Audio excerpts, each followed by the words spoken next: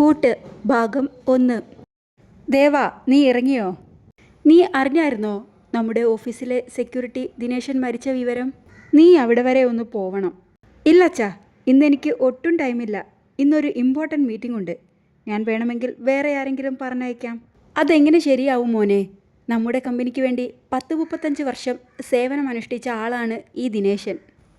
അപ്പോൾ നമ്മൾ ആരെങ്കിലും അവിടെ വരെ ഒന്ന് പോവാതിരുന്നാൽ എങ്ങനെ ശരിയാവും? ഓ, എന്തിനാച്ചാ ഈ ആവശ്യമില്ലാത്ത കമ്മിറ്റ്മെൻറ്റ്സൊക്കെ? വേണമെങ്കിൽ എന്തെങ്കിലും ധനസഹായം നൽകാം.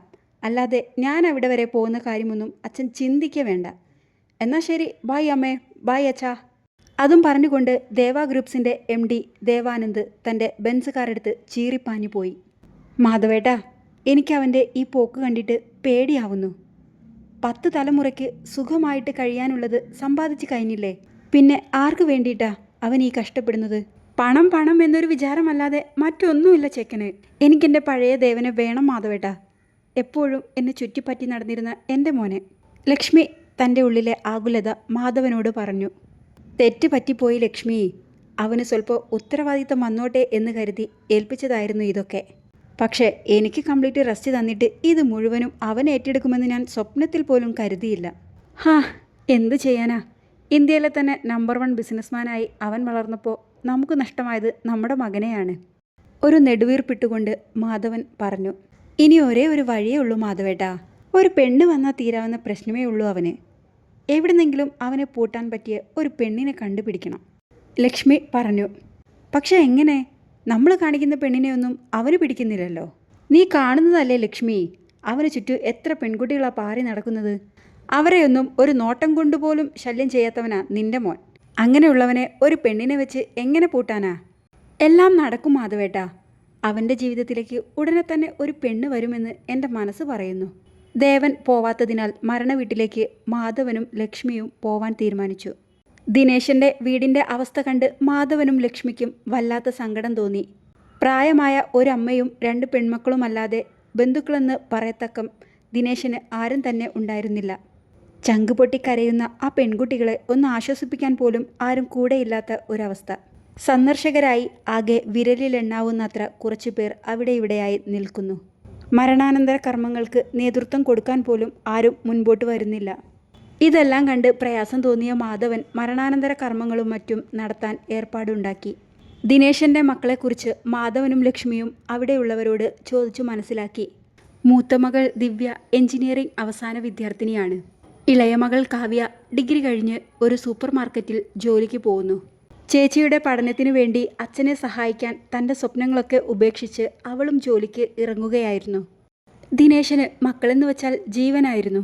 അവരെ പഠിപ്പിച്ച് ഒരു നിലയിലെത്തിക്കണം എന്നായിരുന്നു അയാളുടെ ആഗ്രഹം. പക്ഷേ വിധി അയാൾക്ക് അതിനൊരവസരം നൽകിയില്ല. പ്രായമായ ആ അമ്മയെയും പെൺകുട്ടികളെയും സമാധാനിപ്പിച്ച് ലക്ഷ്മിയും മാധവനും വീട്ടിലേക്ക് മടങ്ങി. എല്ലാത്തിനും കൂടെ തങ്ങളുണ്ടെന്നും എന്താവശ്യത്തിനും തങ്ങളെ വിളിക്കാമെന്നും മാധവൻ അവരോട് പറഞ്ഞു. പോകുന്ന വഴിയിൽ കാറിലിരുന്ന് ലക്ഷ്മി മാധവനോട് പറഞ്ഞു. 2 സുന്ദരി കുട്ടികൾ അല്ലേ മാധവേട്ടാ? എനിക്കവരെ മുൻപെവിടെയോ കണ്ട് പരിചയമുള്ളതുപോലെ തോന്നുന്നു. അതുങ്ങളുടെ കരച്ചിൽ കണ്ടിട്ട് എനിക്ക് സഹിക്കുന്നുണ്ടായിരുന്നില്ല. മുൻപോട്ടിനി അവരെങ്ങനെ ജീവിക്കുമെന്ന് ആലോചിച്ചിട്ട് എനിക്ക് തന്നെ പേടിയാവുന്നു. അങ്ങനെ എത്ര ജീവിതങ്ങൾ എൻ്റെ ലക്ഷ്മി. അവർ നമ്മുടെ കൺവട്ടത്ത് തന്നെ ഉണ്ടല്ലോ. നമുക്ക് നോക്കാന്നേ അവരെ. മാധവൻ ലക്ഷ്മിയെ ആശ്വസിപ്പിച്ചുകൊണ്ട് പറഞ്ഞു. അന്ന് വൈകിട്ട് ദേവ പതിവിലും നേരത്തെ വീട്ടിലെത്തി. ദേവയുടെ കാറിൻ്റെ ശബ്ദം കേട്ടതും മാധവൻ ലക്ഷ്മിയോട് പറഞ്ഞു. ലക്ഷ്മി, നിന്റെ മകനെത്തി. എന്താന്ന് വെച്ചാൽ നീ തന്നെ അങ്ങോട്ട് പറഞ്ഞോ. എന്നെ ഇതിലേക്കൊന്നും വലിച്ചിഴക്കരുത്. അതും പറഞ്ഞ് മാധവൻ TV-യിലെ ന്യൂസ് ചാനലിലേക്ക് തന്നെ തുറിച്ചു നോക്കിക്കൊണ്ടിരുന്നു. ദേവ മാധവൻ ഇരിക്കുന്ന സോഫയ്ക്ക് പിന്നിലായി വന്നു നിന്നു. അച്ഛൻ ഇന്ന് അക്കൗണ്ടിൽ നിന്നും 5 ലക്ഷം രൂപ പിൻവലിച്ചോ? മാധവൻ ദേവ പറഞ്ഞത് കേൾക്കാത്ത ഭാവത്തിൽ ലക്ഷ്മിയോട് പറഞ്ഞു. ലക്ഷ്മി, നീ എൻ്റെ കണ്ണട കണ്ടോ? കണ്ടെങ്കിൽ അതൊന്നിങ്ങ് എടുത്തേ. അത് കേട്ടതും ദേവയ്ക്ക് ദേഷ്യം വന്നു. ഞാൻ അച്ഛനോടാ ഈ ചോദിക്കുന്നത്. അപ്പോഴേക്കും ലക്ഷ്മി കണ്ണടയുമായി അങ്ങോട്ട് വന്നു. നീ അച്ഛൻ്റെ മെക്കെട്ട് കയറണ്ട. ആ പണം എടുത്തത് ഞാനാ, എൻ്റെ ഒരു ആവശ്യത്തിന്. ലക്ഷ്മി പറഞ്ഞു. എന്താവശ്യം? ആ ദിനേശൻ്റെ ഫാമിലിക്ക് കൊടുക്കാനോ? ഞാനൊന്നും അറിയുന്നില്ലെന്ന് കരുതണ്ട. 10-20 കൊടുത്ത് സഹായിക്കുന്നതിൽ ഞാൻ എപ്പോഴെങ്കിലും നിങ്ങളെ തടഞ്ഞിട്ടുണ്ടോ? ഇതിപ്പോൾ അങ്ങനെയാണോ? 5 ലക്ഷം രൂപ എന്നത് ചെറിയൊരു എമൗണ്ട് ആണോ? എൻ്റെ കഷ്ടപ്പാട് ഇവിടെ ആർക്കും അറിയണ്ടല്ലോ. അതും പറഞ്ഞ് ദേവ ദേഷ്യത്തിൽ പടികൾ കയറി തൻ്റെ മുറിയിലേക്ക് പോയി. ദേവയുടെ സംസാരത്തിൽ അരിശം കൊണ്ട ലക്ഷ്മി അവൻ കേൾക്കാനായി താഴെ നിന്നും ഉറക്കെ വിളിച്ചു പറഞ്ഞു, ആർക്കു വേണ്ടിയാടാ നീ കഷ്ടപ്പെടുന്നത്? ഞങ്ങൾക്ക് വേണ്ടിയാണെങ്കിൽ ഇനി നീ കഷ്ടപ്പെടണ്ട. ഞങ്ങളെ വല്ല വൃദ്ധസദനത്തിലും കൊണ്ടാക്കിയേരെ. താഴെ നിന്നും ലക്ഷ്മി വിളിച്ചു പറയുന്ന വാക്കുകളെല്ലാം ദേവ വ്യക്തമായി കേട്ടിരുന്നു. അവൻ മുറിയിൽ പോയി ഫ്രഷായി ഒരു ഹാഫ് ട്രൗസറും ടീഷർട്ടും ഇട്ട് താഴേക്ക് വന്നു. ലക്ഷ്മി ഒരു കുറുമ്പോടെ അവനെ മൈൻഡ് ചെയ്യാതെ കൈകെട്ടി ടി വിയിലേക്ക് തന്നെ നോക്കിയിരുന്നു. ദേവയ്ക്ക് അത് കണ്ടപ്പോൾ ചിരിയാണ് വന്നത്. പക്ഷേ കുറച്ചു മുൻപ് ലക്ഷ്മി പറഞ്ഞ വാക്കുകൾ അവൻ്റെ മനസ്സിലേക്ക് വന്നു. അതോർത്തപ്പോൾ ആ ചിരി മാഞ്ഞുപോയി. അവൻ മാധവനും ലക്ഷ്മിക്കും നടുവിലായി വന്നിരുന്നു. അവൻ ലക്ഷ്മിയുടെ തോളിലൂടെ കൈയിട്ട് കവിളിലൊരു പിച്ചു കൊടുത്തിട്ട് ചോദിച്ചു, കുറച്ചു മുൻപ് എന്തായിരുന്നു എന്നോട് പറഞ്ഞത്? പോടാ, നീ എന്നോട് മിണ്ടണ്ട. ആ, മിണ്ടുന്നില്ല. നിങ്ങളോടൊക്കെ മിണ്ടാതിരിക്കുന്നത് തന്നെയാണ് നല്ലത്. അതും പറഞ്ഞ് ദേവ ഇരുന്ന ഇടത്തു നിന്നും എണീറ്റ് പോവാനിരുന്നു. എടാ ദേവ, നീ എവിടെ പോവാ? ഇരിക്കടാ അവിടെ. ലക്ഷ്മി അവനെ അവിടെ തന്നെ പിടിച്ചിരുത്തി. അതു പിന്നെ നീ അങ്ങനെ പറഞ്ഞതുകൊണ്ടല്ലേ ഞാനും അങ്ങനെ പറഞ്ഞത്, ലക്ഷ്മി അവനോട് പറഞ്ഞു. എന്നാ റെഡി ആയിക്കോ, നാളെ തന്നെ ഏതെങ്കിലും ഓൾഡ് ഏജ് ഹോമിൽ കൊണ്ടാക്കാം. മാധവേട്ടാ, ഇവൻ പറയുന്നത് കേട്ടോ? ലക്ഷ്മി മാധവനോട് പരാതി പറഞ്ഞു. പിന്നല്ലാതെ, അച്ഛൻ തന്നെ എന്നോട് പറഞ്ഞിട്ടില്ലേ അച്ഛൻ സമ്പാദിച്ചതൊക്കെ അമ്മയ്ക്ക് വേണ്ടിയിട്ടാണെന്ന്? ഞാനും സമ്പാദിക്കുന്നത് എൻ്റെ അമ്മയ്ക്ക് വേണ്ടിയിട്ടാണ്.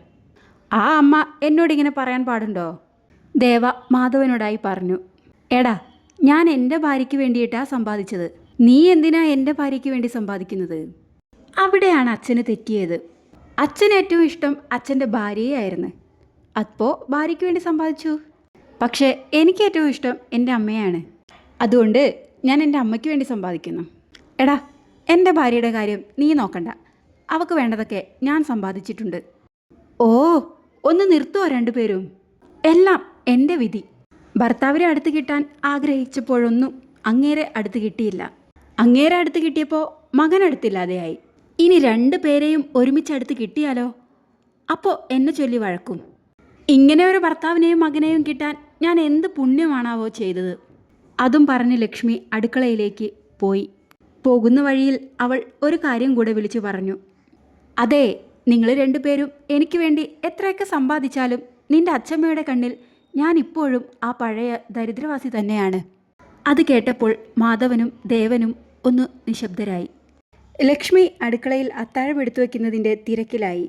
ആ സമയം മാധവൻ ദേവനോട് പറഞ്ഞു, നിന്റെ അമ്മ ഒരു പാവമാടാ. നമ്മുടെ എല്ലാ സൗഭാഗ്യത്തിനും കാരണം അവളുടെ ഒരേ ഒരു പ്രാർത്ഥനയാണ്. നീ ഒരിക്കലും അവളെ വിഷമിപ്പിക്കരുത്. ഒരിക്കലുമില്ല അച്ഛാ. അച്ഛനെയും അമ്മയെയും വിഷമിപ്പിച്ചിട്ട് ഞാൻ എന്ത് നേടാനാ? അപ്പോഴേക്കും ലക്ഷ്മി അവരെ അത്താഴത്തിനായി വിളിച്ചു. അതെ, സ്വകാര്യം പറച്ചിലൊക്കെ കഴിഞ്ഞെങ്കിൽ വന്നോളൂ കേട്ടോ. അത്താഴം എടുത്തു വച്ചിട്ടുണ്ട്. 2 പേരും കൈ കഴുകി അത്താഴത്തിനായി ടേബിളിൽ വന്നിരുന്നു. ലക്ഷ്മി 2 പേർക്കും വിളമ്പിക്കൊടുത്ത് ശേഷം അവളും ഇരുന്നു. കഴിച്ചുകൊണ്ടിരിക്കവേ ലക്ഷ്മി പറയാൻ തുടങ്ങി. എടാ, ഞങ്ങൾ 2 പേരും എത്രയാന്ന് വെച്ചിട്ടാ ഇവിടെ ഇങ്ങനെ മുഖത്തോട്ട് മുഖം നോക്കി ഇരിക്കുന്നത്? അതുതന്നെയാണ് ഞാനും നിങ്ങളോട് പറയാനിരുന്നത്. നിങ്ങൾ 2 പേരും ഇവിടെ ഇങ്ങനെ വെറുതെ ഇരിക്കുന്നത് കൊണ്ടാ ആവശ്യമില്ലാത്ത കാര്യങ്ങളൊക്കെ ചെയ്യാൻ തോന്നുന്നത്. അതുകൊണ്ട് 2 പേർക്കും ഞാൻ 3 മാസത്തേക്ക് ഒരു ട്രിപ്പ് പ്ലാൻ ചെയ്തിട്ടുണ്ട്. 2 ആളും യൂറോപ്പൊക്കെ ഒന്ന് കറങ്ങിയിട്ട് വാ, ദേവ അവരോടായി പറഞ്ഞു. ഓഹോ, അതിനൊക്കെ കാശ് കളയാലേ? 2 പെൺകുട്ടികളെ സഹായിച്ചതാണ് നിനക്ക് പ്രശ്നം. ഓ എൻ്റെ ലക്ഷ്മിക്കുട്ടി, ഇത് ഞാൻ എൻ്റെ ലക്ഷ്മിക്കുട്ടിക്ക് വേണ്ടി ചെയ്യുന്നതല്ലേ. ആ നഷ്ടം ഞാനങ്ങ് സഹിച്ചു, ദേവ ലക്ഷ്മിയോട് പറഞ്ഞു. അങ്ങനെ ഇപ്പോൾ വലിയ നഷ്ടങ്ങളൊന്നും ഉണ്ടാക്കി നീ എന്നെ സന്തോഷിപ്പിക്കണ്ട. നീ ഒരു കല്യാണം കഴിച്ച് അതിൽ 4 പേരക്കുട്ടികളെത്താ. അതാണിപ്പോൾ എനിക്ക് വേണ്ടത്. എന്താ അച്ഛാ ഈ അമ്മ ഇങ്ങനെ? എനിക്ക് 30 വയസ്സല്ലേ ആയുള്ളൂ. എപ്പോൾ നോക്കിയാലും കല്യാണം കല്യാണം, ദേവ മാധവനോട് പറഞ്ഞു. അത് കൊള്ളാം. നിന്റെ പ്രായത്തിലേ എനിക്ക് 3 വയസ്സുള്ള ഒരു മകനുണ്ടായിരുന്നു. അതെപ്പോ? എൻ്റെ അമ്മയ്ക്കറിയായിരുന്നോ അത്? ഒന്ന് പോടാ, നിന്റെ കാര്യമാണ് ഞാൻ പറഞ്ഞത്. അങ്ങനെ കളിയും ചിരിയുമായി അന്നത്തെ ആ രാത്രി കടന്നുപോയി. അപ്പോൾ ഇതിൻ്റെ ഫസ്റ്റ് പാർട്ട് ഇവിടെ അവസാനിക്കുകയാണേ. നിങ്ങൾക്ക് സ്റ്റോറി ഇഷ്ടമായിട്ടുണ്ടെങ്കിൽ ഒന്ന് സബ്സ്ക്രൈബ് ചെയ്തേക്കണേ.